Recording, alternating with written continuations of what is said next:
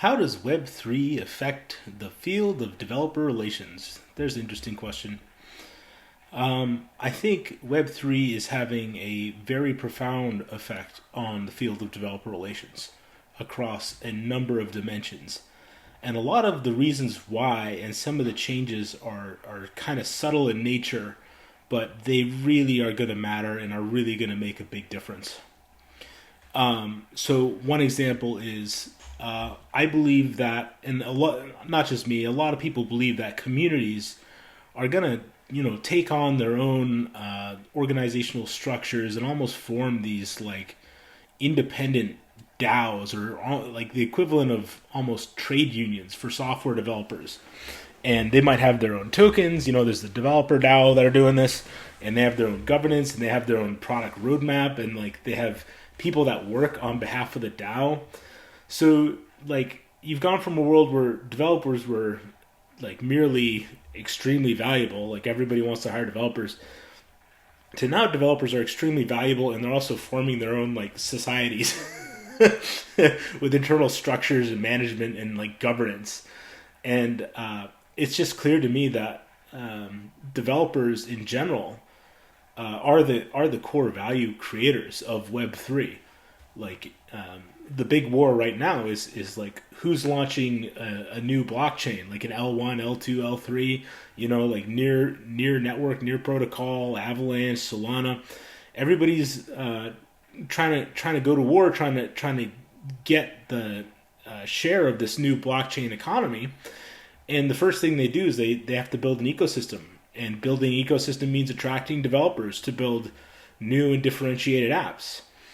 And, it probably only takes, a handful of really great different apps or games on your blockchain to make you stand out and to get audience to your particular use case. So let's take the example of something like, what's a popular game like Roblox. Like, if you launch some blockchain and you get Roblox, you're the one that gets Roblox on your blockchain. Like, you're just gonna win. So it's down to the developers, like attracting developers, providing differentiated experiences, making their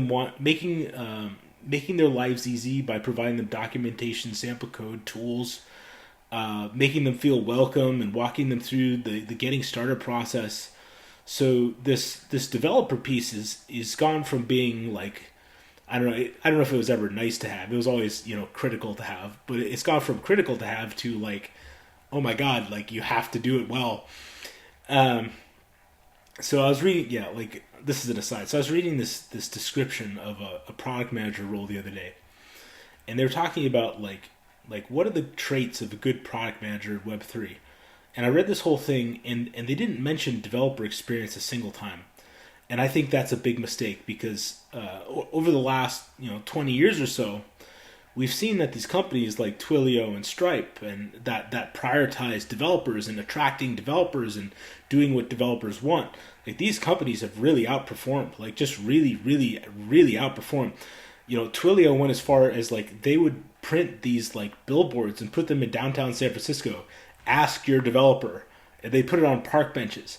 Like, that's how dedicated towards developers Twilio was, and their stock price has just done very, very well because of that, because they attracted developers.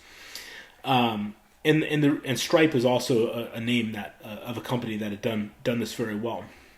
So that was like 5 or 10 years ago, and the justification and reason then was that people reasoned like, okay, it's the developer, like the management doesn't necessarily care like which tools or platforms that the developer picks. Management might go, we needed to send SMS messages somehow, like go figure that out. And the developer goes and looks around, tries out 10 different things, and comes back and is like, I'm going to use Twilio, I like this the best. And management goes like, sure, yeah, whatever, okay, here's a credit card. And then in that world, it's the developer that's making the key decision. It's like, that's the key influencer. You got to attract the developer. And the same thing's going to be true in this Web3 and blockchain space. It's going to be more than true. Like making that developer really want to adopt your blockchain and your technology or your sovereign blockchain, and like having the getting started guides and everything like ready to go and easy to set up and fun, and building a community that makes your developer feel welcome and want to stick around, that's going to be critical. And I don't know, like just from reading the online conversation, I'm not sure if this is percolated yet. Like, I think part of it is in some ways maybe this whole like Web2. I hate this term. This whole Web2 crowd of the developer relations and like developer experience people. From what I've seen, a lot of them are not terribly into Web3 and not terribly into blockchain, and they're kind of happy, at their FANG jobs, like getting highly paid, doing what they're doing, and they haven't. Not many of them seem to have made the shift into Web3.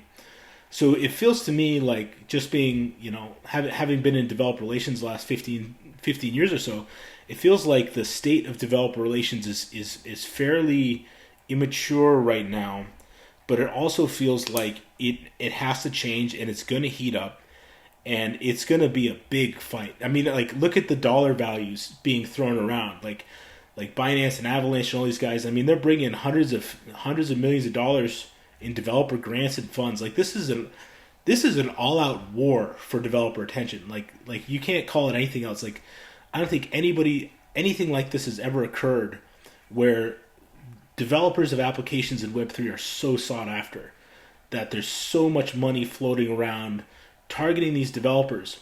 And yet I'm not hearing the words developer experience, and I'm not seeing, maybe I'm looking in the wrong place, that could be the case, but I'm not seeing this obsession with developer experience that I've been expecting to see. And it could be just, I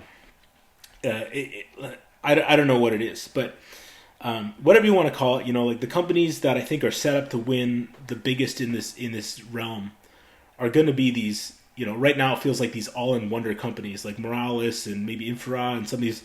There's a whole list of them. I don't track them all, but these people that are making this turnkey and instantaneous, this blockchain experience, which is very complex, to put all these pieces together into a workable app that's secure and usable and you can stand behind it. These companies that are putting all these pieces together are creating this new, blockchain Web3 developer experience, and they seem to me to be set up to win really, really big right now. So not to get too far off track, the main topic was what's changed in developer experience, and I think one final point is I've noticed a lot of venture capital firms beginning to adopt developer relations and developer experience, which is fascinating. I think in talking with some of the VCs, they seem to have come to the conclusion that they need to get deeper into the deal and run into these developers that are going to build these apps sooner, far earlier in the process than they ever had before. And these developers don't want to talk to guys in suits, from Harvard and Yale and Stanford, Like, they're just in these Discords, and they might be anonymous, or they're on Twitter or on Telegram, and they don't want to talk to some VC guy. They want to talk to some developer. They probably want to talk to a developer or somebody that thinks like them and doesn't have these corporate or enterprise or venture capital hang-ups, and they want to form relationships with those people deeper in the funnel and earlier in the process when they're at more exploratory stages. So the fact that venture capitalists are having to adapt to take on developer relations as a function, I mean, this speaks volumes to the importance of developer experience and developer relations and community building, and how Web3 is moving this from being critically important. I mean, it already was critically important, like in the Twilio and Stripe era that came before of payments. Developer relations, like, that was the deciding factor, like targeting developers. You won if you did that. And in Web3, it's like it's unquestionable. If you don't have top developer relations, you're going to have a hard time competing with Binance and Near and Avalanche and Solana and Ethereum and Cosmos and everybody, because they're all after the same developers as you are, and they're all trying to target those developers and get them in the door and find new ways to build that community and engage. So I think as a developer relations person, this is a very exciting time because I'm watching the industry mature and go through this process, and I think that as a result of Google, Google had this program called I think it was called APM. It was set up by, I can't remember. It was that lady who ran Yahoo, whatever her name was. So she set up this associate product manager program at Google, and she trained all the product managers. And those product managers were ultra valuable. Like every venture capitalist, like if you said I was an APM, I was a product manager at Google, they're like, how many zeros would you like on your check? 7 or 8? And then you went right to Facebook, or you went right to the venture capital if you had that training. So in the last era, it was all about the product manager. Like Facebook was all about the product manager, and I kind of wonder if this Web3 era ought to be different, and it should be a developer. In my ideal world, like this could be my bias speaking here, just because my background is in developer relations. But I kind of wonder, like, why isn't the developer relations person number one in the Web3 era?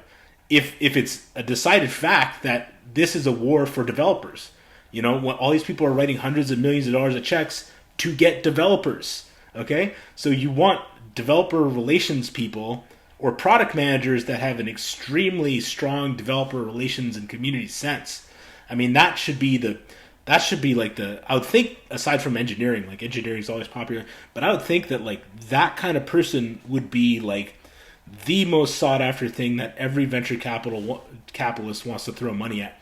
I haven't seen that really. I haven't seen that just in the market, and I don't know why that is. Maybe it's just wishful thinking on my own behalf because of my bias from being in developer relations so long. So that's what Web3 does for developer relations, and I could probably go on longer about this, but that's my thoughts on how Web3 impacts developer relations.